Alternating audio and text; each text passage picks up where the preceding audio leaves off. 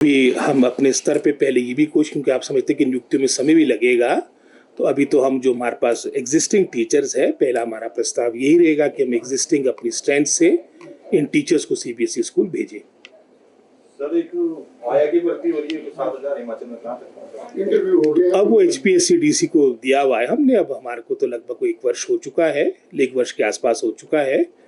तो हम तो आशा रखेंगे कि क्योंकि हमारा ही सरकार का एक कॉर्पोरेशन है कि शीघ्र ये हमारे को 6200 हमने रखनी है आयास पूरे प्रदेश में, जो हमारे प्री प्राइमरी स्कूल्स है, ये नियुक्तियां मिले।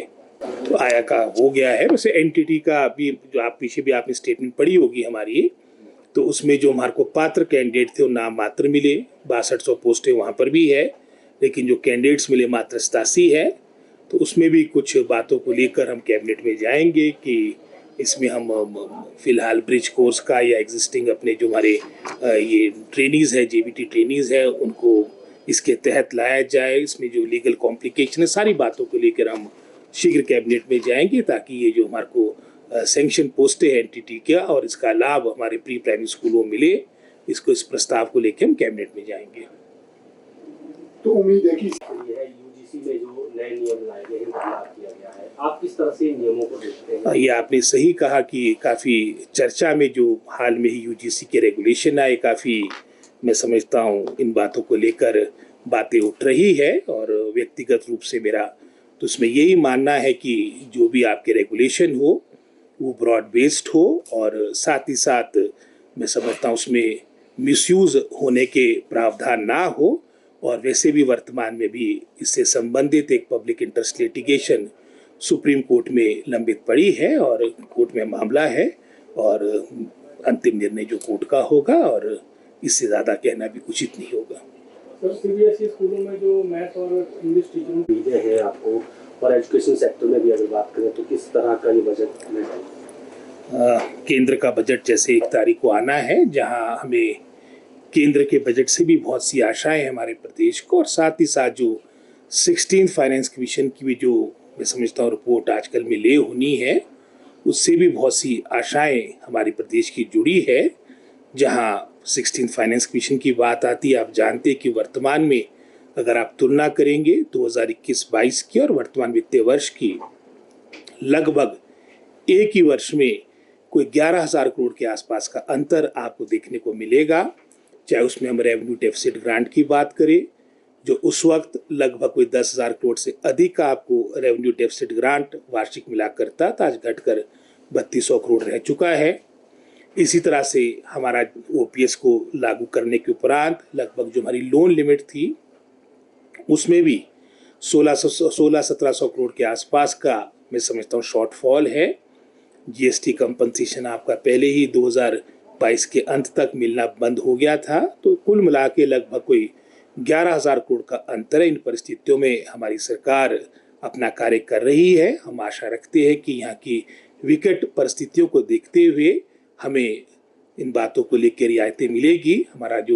हमारी मांग है हमारी सरकार की, जब उनकी हाल में पिछले वर्ष भी जब उनकी कमेटी शिमला आई थी, और सबसे पहले उनने चयन भी शायद हिमाचल प्रदेश का किया था, तो हमने सारी बातें 16th फाइनेंस कमीशन के समक्ष रखी थी, जिसमें हमने यही मांग की थी कि हमारा रेवेन्यू डेफिसिट ग्रांट को बढ़ाया जाए, और निश्चित रूप में पहाड़ी प्रदेश होने के नाते, सीमित अपने वित्तीय संसाधनों होने के नाते केंद्र हमें अधिक मदद करे। और इसी सोच के साथ जहां केंद्र बजट की बात आती है, उसमें भी विशेष रूप से, क्योंकि हमारा प्रदेश आप जानते कि 90% गाँव में रहता है, तो हमारी जो बजट में विशेषकर हमारे ग्रामीण क्षेत्र की आर्थिक व्यवस्था बेहतर हो, उस सोच के साथ हमारी योजनाएं आए, नीतियां आए, और विशेष रूप से जो नुकसान हमारा 2023 के उपरांत हमारे आधारभूत ढांचे का हुआ है, उसमें हमें रियायतें मिले।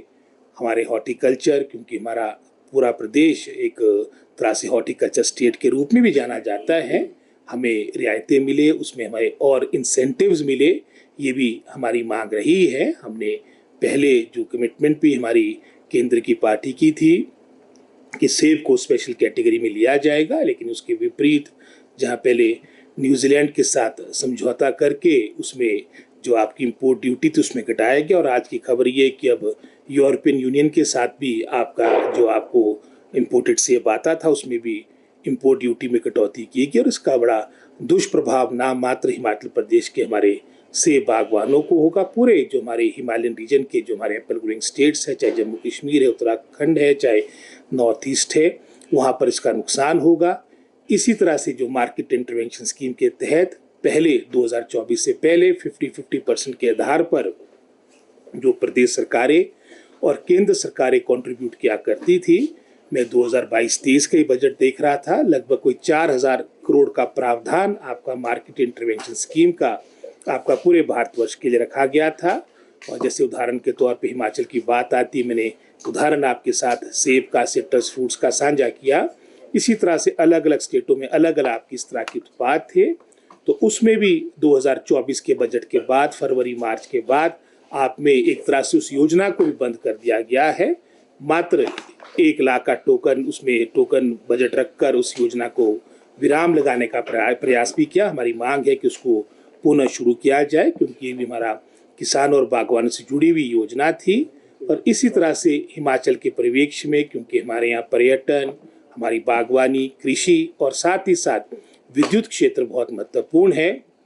अगर आने वाले समय में हमने प्रदेश को आत्मनिर्भर बनाना है तो इन सेक्टर्स को भी मैं समझता हूँ विशेषकर हिमाचल के परिवेश में केंद्र हमारी मदद करे। ये आशा हम केंद्र सरकार से रखेंगे।